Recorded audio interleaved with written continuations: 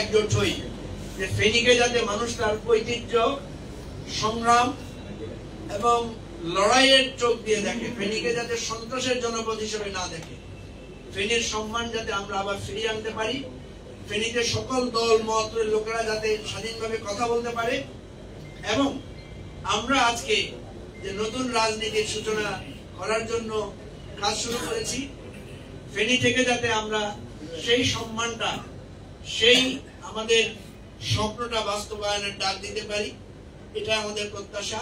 আপনাদের সবাইকে অনেক ধন্যবাদ, আজকে কষ্ট করে এসেছেন। আমাদের ফেনীর নেতৃবৃন্দ আছেন, তাদেরকে আপনারা নানাভাবে সাহায্য করবেন।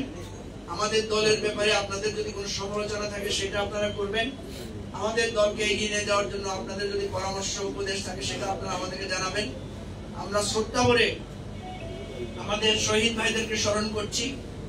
আপনারা জানেন যে ফেনীতে 4 জন বীরুত্তম আছেন এবং প্রায় 7-8 জনের মতো বীর বিক্রম আছেন, অর্থাৎ মুক্তিযুদ্ধেও ফেনীর গৌরবজনক অবদান ছিল এবং সেই শীত আমাদের উন্নত আছে। তো আবারও আপনাদেরকে ধন্যবাদ জানাই। আমাদের অত্যন্ত ত্যাগী নেতা, যিনি এই দেশের টানে, দেশের জন্য নিজের সৌকর্যময় প্রবাস জীবন কাটিয়ে সেখানকার সেই ক্যারিয়ার স্যাক্রিফাইস করে আমাদের দেশে ফিরে এসেছেন। এবং আমরা যে অধিকার ভিত্তিক রাজনীতির কথা বলি, যিনি আমাদের মুখপাত্র হিসেবে সারা বাংলাদেশে পরিচিতি লাভ করেছেন, আমাদের অসুস্থতা সত্ত্বেও আমাদের ব্যারিস্টার আসাদুজ্জামান ফুয়াদ, যিনি আমার জেলা ফেনীতে এসেছেন, সেজন্য আমি তার প্রতি অত্যন্ত ধন্যবাদ জানাই, কৃতজ্ঞতা জানাই।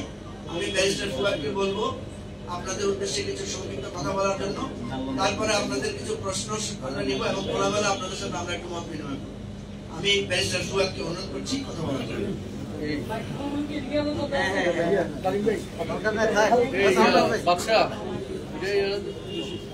লোক সবগুলো দিয়ে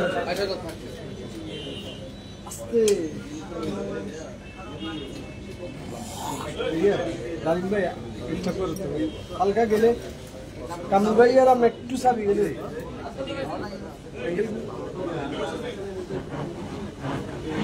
তাহলে তো আরো ভালো।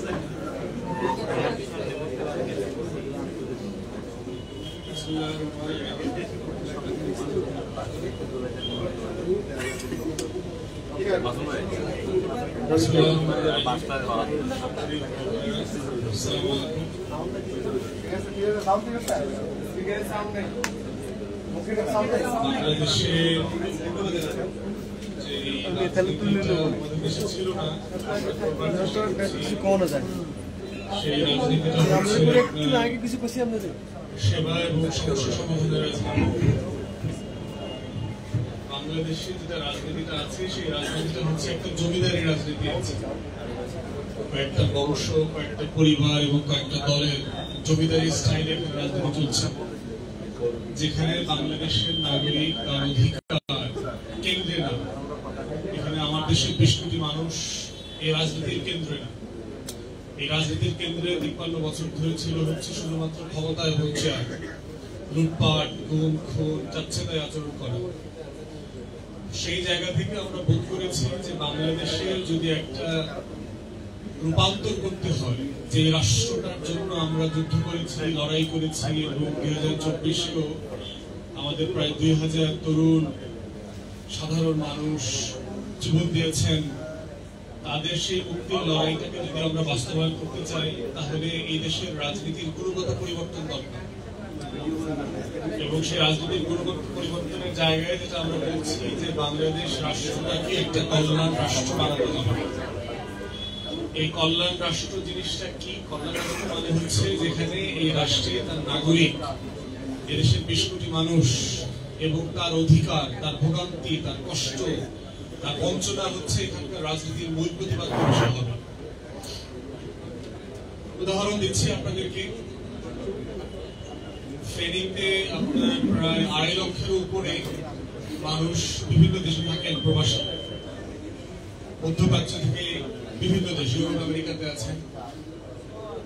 প্রবাসীদের ভোগান্তি নিয়ে আমরা বিভিন্ন সময় পত্রিকায় দেখি, প্রতি বছর দেখবেন যে 5000-এর উপরে লাশ আসে প্রবাস থেকে। আমরা মধ্যপ্রাচ্যে দেখেছি যে কোন শ্রমিক ভাই বোন মারা যাওয়ার পরে বাংলাদেশ বিমান তার লাশটা পর্যন্ত ক্যারি করতে রাজি হয় না। অনেক প্রবাসী ভাই বোন আছেন যাওয়ার পরে কাজের বাস্তবতার কারণে উনি ওখানে অবৈধ হয়ে গেছেন। তিনি যেখানে কাজ করতেন সেখানে তার কয়েক মাসের বেতন বাকি পড়ে গেছে, সেই বেতনের টাকাটা কিভাবে উদ্ধার হবে? অনেক প্রবাসী ভাই বোন আছেন যারা আপনার বিভিন্ন ধরনের দুর্ঘটনায় মারা গেছেন এবং সেই কোম্পানিগুলো থেকে তার জন্য তার পরিবারের জন্য কিভাবে ক্ষতিপূরণ আদায় করা হবে সেই বিষয়গুলো আমার রাষ্ট্র দেখভাল করে। বিভিন্ন সময় দেখবেন যে প্রবাসে আমার দেশের যারা ভাই বোনরা কাজ করছেন তারা পাসপোর্টের জন্য কি পরিমাণ হয়রানির শিকার হচ্ছেন। জন্ম সনদ, এনআইডি কার্ড করা, এই প্রত্যেকটা ডকুমেন্টেশনের যে সহজলভ্যতা আমাদের এম্বাসিগুলোতে থাকার কথা ছিল সেগুলো আমরা দেখতে পাচ্ছি না। তাহলে এই যে 2.5 লক্ষ 3 লক্ষ মানুষ ফেনী জেলায় যারা বিদেশে থাকেন, প্রতি বছর কোটি কোটি টাকা, শত শত কোটি টাকা এই জেলাতে পাঠান এবং আপনারা দেখবেন যে এই জেলার অর্থনীতির একটা মূল চালিকা শক্তি কিন্তু প্রবাসীদের উপার্জন আয়।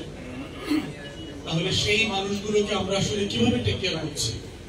তার জীবনের গল্প, তার কষ্ট, তার পরিবার কেমন আছে না আছে, সেগুলোকে আমরা কিভাবে দেখভাল করছি? প্রায় আমরা শুনছি যে প্রবাসীদের সম্পত্তি দখল হয়ে যাচ্ছে, প্রবাসীদের সম্পত্তি দখল হওয়াকে কেন্দ্র করে খুনাখুনি পর্যন্ত হয়ে যাচ্ছে, প্রবাসীদের নামে আপনার মিথ্যা মামলা দিয়ে হয়রানি করা হচ্ছে। কিন্তু সেই বিষয়গুলোকে আমরা কোনো সমাধানের জায়গা থেকে দেখতে পাচ্ছি না।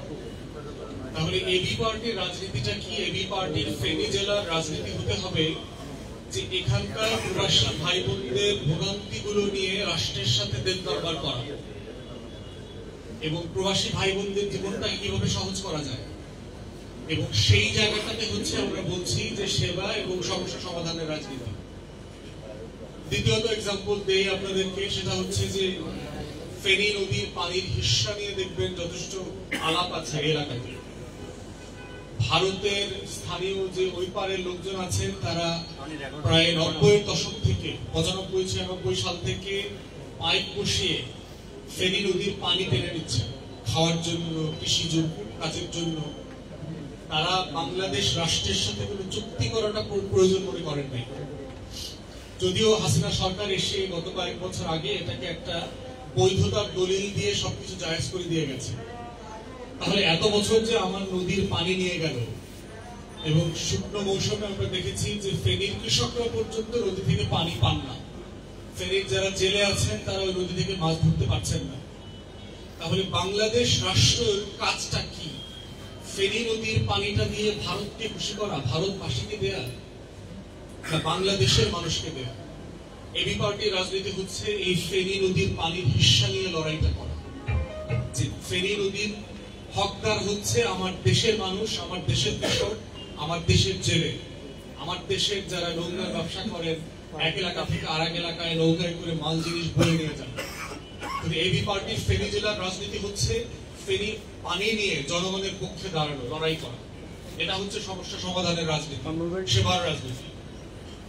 তৃতীয় এক্সাম্পল দেই আপনাদের, এখানে বিলোনিয়া সীমান্ত থেকে শুরু করে আপনার বীরেশ্বরাই পর্যন্ত এবং পার্বত্য চট্টগ্রামের কিছু অংশ মিলায় প্রায় 1200 থেকে 1500 একরের একটা এক্সক্লুসিভ ইকোনমিক জোন করেছে, যেটা হচ্ছে শেখ মুজিবের নামে, এবং এই পুরো জোনটা দিয়েছে হচ্ছে ভারতকে।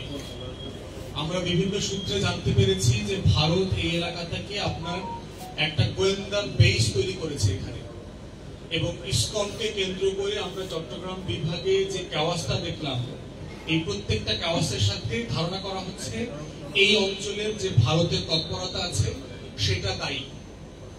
প্রশ্ন হচ্ছে কেউ যদি বাংলাদেশে ব্যবসা করতে চায়, শিল্পাঞ্চল করতে চায়, এটা করতে আমাদের কোনো আপত্তি নাই, কিন্তু ভারতের মতো একটা আগ্রাসী শত্রু রাষ্ট্র তাকে এইরকম একটা কৌশলগত জায়গায়, আপনারা যদি ম্যাপ দেখেন, ফেনী কিন্তু বাংলাদেশের চিকেন নেক। যদি এখান থেকে আপনি ফেনী নদীর উপরে ব্রিজটা ভেঙে দিতে পারেন তাহলে কিন্তু বাংলাদেশ থেকে চট্টগ্রাম আলাদা হয়ে যাবে।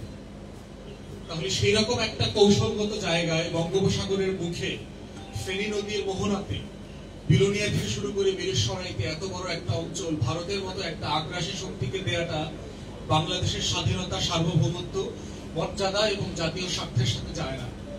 ইতিমধ্যে আমরা দাবি করেছি যে এক্সক্লুসিভ জোনটাকে বাতিল করে দেওয়ার জন্য। যদি বাতিল করতে না দেয় তাহলে দ্বিতীয় অপশন হচ্ছে যে এখানে শুধু ভারত না, চীন, পাকিস্তান, রাশিয়া, আমেরিকা প্রত্যেক রাষ্ট্রকে আপনি ব্যবসা করতে দেন, শুধু ভারতকে এক্সক্লুসিভ জোন দেওয়ার পক্ষে আমরা নই। এবং আমরা এবি পার্টির পক্ষ থেকে বলছি, বারবার দাবি করেছি যে বাংলাদেশের স্বাধীনতা সার্বভৌমত্বের উপরে কোনো লেনদেন নাই, আমার জাতীয় স্বার্থ এবং আমার মর্যাদার উপরে কোনো লেনদেন নাই, আমি অন্য কারো অধিকারকে স্বীকার করি না। এই জন্য যদি যা কিছু করতে হয় ফেনীবাসীরা যেমন করবেন, যেভাবে ফেনীর তরুণরা রক্ত দিয়ে, বুক পেতে দিয়ে, জীবন দিয়ে যুদ্ধ করেছেন জুন, জুলাই, আগস্টে ফেনী নদীর পানির হিস্সার জন্য, বিলোনিয়া সীমান্তকে বাংলাদেশের অংশ রাখার জন্য, বীরেশ্বরাই যেন বাংলাদেশ থেকে বঙ্গোপসাগরের মুখে আলাদা না হয়ে যায়, সেই লড়াইতেও ফেনীবাসী থাকবে। এবং এবি পার্টি এই লড়াইয়ের অংশীদার, আপনাদের সাথে থাকবে ঢাকাতে বসে এবং সারা বাংলাদেশ থেকে ফেনীবাসীর সাথে এই সার্বভৌমত্বের লড়াইতে আমরা অংশীদার। আমরা বাংলাদেশ সরকারকে আহ্বান করছি যে ইতিমধ্যে আপনারা এই ইমিডিয়েটলি এই চুক্তিটাকে রিভিউ করেন, কি হচ্ছে এখানে। প্রয়োজনে ফেনীবাসীর একটা আবদার আছে যে বাংলাদেশের একটা ক্যান্টনমেন্ট, একটা সশস্ত্র বাহিনী অথবা নেভাল বেস এই বেলুনিয়াতে করবার জন্য। তাহলে এবং আপনারা জানেন যে এই ফেনী সীমান্তের কারণে এখানে আমাদেরকে ট্রেন লাইন করতে দিচ্ছে না, ব্রিজ কালভার্ট করতে দিচ্ছে না, পাকা রাস্তা করতে দিচ্ছে না। কেমন অদ্ভুত আবদার! আমার দেশের ভিতরে, আমার মাটিতে আমি রাস্তা করব, ব্রিজ করব, ট্রেন করব, এটা ভারতের আপত্তিতে আমার 2 পয়সা কিছু যায় আসে না। বাংলাদেশ রাষ্ট্রের স্বার্থ, ফেনী জেলাবাসীর স্বার্থটা হচ্ছে এখানে প্রাইম। তাই আমরা অন্তর্বর্তীকালীন সরকারকে আহ্বান করছি, যে সকল উন্নয়নের কর্মকাণ্ড, কার্যক্রম গত 53 বছর থেকে বন্ধ হয়ে আছে, যেগুলো ফেনীবাসীর প্রাণের দাবি ছিল, এগুলোকে আপনারা ইমিডিয়েটলি শুরু করেন। ঢাকা থেকে ফেনীকে ট্রেন লাইনে কানেক্ট করেন। ঢাকা থেকে যে সকল ডেভেলপমেন্ট কাজ দরকার, বড় রাস্তা দরকার, সীমান্ত ঘিরে যে ডেভেলপমেন্ট গুলো দরকার, সীমান্তের পাশের যে গ্রামগুলো আছে, মহল্লাগুলো আছে, এখানে কোনো উন্নয়নের ছোঁয়া লাগছে না। এবং ছোঁয়া না লাগবার কারণে যেটা হচ্ছে, স্থানীয় তরুণরা অবৈধ ব্যবসার সাথে জড়িয়ে যাচ্ছে।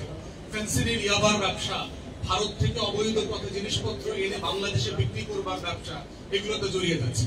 তাহলে বাংলাদেশের তরুণদেরকে সুস্থভাবে কর্মসংস্থান এবং উদ্যোক্তা বাড়ানোর যে উদ্যোগ, সেইটা আমরা অন্তর্বর্তীকালীন সরকারকে আহ্বান করছি, সেটা আপনারা ইমিডিয়েটলি করবেন। সর্বশেষ বলছি যে ফেনী শহরটা কিন্তু বেশ এলোমেলো শহর। রিক্সা, অটো, ডেভেলপমেন্ট ওয়ার্ক, সুয়েরেজের লাইন, পাইপ, বৃষ্টির দিনে আপনার ময়লার পানি, বৃষ্টির পানি সব একাকার হয়ে যাচ্ছে। অতএব এই যে অপরিকল্পিত উন্নয়নের কারণে ফেনী জেলা যে একটা বসবাসের অযোগ্য শহরে পরিণত হচ্ছে, ইটের ভাটার কারণে ফেনীর বায়ু দূষিত হচ্ছে, মানুষ অসুস্থ হয়ে যাচ্ছে, আহত হচ্ছে, শিশুরা আহত হচ্ছে। এই জায়গা থেকে ফেনীতে একটা পরিকল্পিত উন্নয়নের মাস্টার প্ল্যান করা দরকার, এবং এটা আমরা এবি পার্টির পক্ষ থেকে অন্তর্বর্তীকালীন সরকারের কাছে আহ্বান করছি। আপনারা জানেন বাংলাদেশের বিভিন্ন জেলাতে এবং মহানগরীতে ডেভেলপমেন্ট অথরিটি আছে, সেক্ষেত্রে ফেনীরও একটা ডেভেলপমেন্ট অথরিটি করা যেতে পারে, যাদের মাধ্যমে এখানকার যে নাগরিক সমাজ আছেন, এখানকার যারা বুদ্ধিজীবী আছেন, রাজনৈতিক দল আছেন, তাদের সাথে পরামর্শ করে এই উন্নয়নের একটা মাস্টার প্ল্যান করা দরকার, যেন ফেনী জেলা এখানকার মানুষের জন্য, আবাসের জন্য উপযুক্ত হয়। এই বাস্তবতায় এই উদাহরণগুলো আমরা এই কারণে দিয়েছি যে ফেনীর যে ইতিহাসের লড়াই আছে, যেগুলো মঞ্জু ভাই বলেছেন, আরো একজন ব্রিটিশ বিরোধী আন্দোলনের একজন মহান নেতা আছে শমশের গাজী। বাংলাদেশের বই পুস্তক থেকে, পাঠ্যপুস্তক থেকে সেই শমশের গাজীকে হারায় দেওয়া হয়েছে। বাংলাদেশ রাষ্ট্রের শত্রু বিজেপির পূর্বসূরি রাজনীতি যারা করেছেন, সেই অনুশীলন, যুগান্তর, সূর্য সেন, প্রীতিলতা ওয়াদ্দেদার আর ক্ষুদিরামকে আমাদের নায়ক বানানো হচ্ছে। কিন্তু আমার পাঠ্যপুস্তক থেকে, আমার জেলা থেকে, আমার স্মৃতি থেকে, ফেনীবাসীর মেমোরি থেকে শমশের গাজীর মতো ব্রিটিশ বিরোধী আন্দোলনের পুরোধা ব্যক্তিদেরকে হারিয়ে দেওয়া হয়েছে। তাই আমরা দাবি করছি, ফেনীবাসীর এই যে প্রাণের মানুষ, যে ব্রিটিশ বিরোধী আন্দোলনের নেতা, ওনাকে স্মরণে রাখবার জন্য ফেনীর স্কুলে, কলেজে, ফেনীর পাড়ায়, মহল্লায় শমশের গাজীকে নিয়ে কর্মশালা হওয়া দরকার, পাঠ্যপুস্তকের অংশ করা দরকার, প্রত্যেকটা ইভেন্টে শমশের গাজীকে নিয়ে প্রতিবেদন হওয়া দরকার। এবং ফেনীর যারা গণমাধ্যম কর্মী আছেন, আপনাদেরও এখানে দায়িত্ব আছে শমশের গাজীর মতো বীর পুরুষদেরকে ফেনীবাসীর পক্ষ থেকে তুলে ধরা, যারা ব্রিটিশ বিরোধী আন্দোলনে আমাদের পূর্বপুরুষের লড়াকু সৈনিক ছিল। এইগুলো হচ্ছে আমার রাজনীতি, এবি পার্টির রাজনীতি। যে একটা জেলাকে কিভাবে বাংলাদেশের একটা উন্নত মডেল ডিস্ট্রিক্টে পরিণত করা যায়, সেই রাজনীতিটাকে আমরা বলছি কল্যাণ রাষ্ট্র গড়বার রাজনীতি, সেই রাজনীতিটাকে আমরা বলছি সেবা এবং সমস্যা সমাধানের রাজনীতি। এটাই হচ্ছে এবি পার্টির রাজনীতি। এতটুকু বলে আমার ব্রিফিং শেষ করছি। আপনাদেরকে ধন্যবাদ। যদি আপনাদের কারো প্রশ্ন থাকে আমরা প্রশ্নের জবাব দেবো ইনশাআল্লাহ।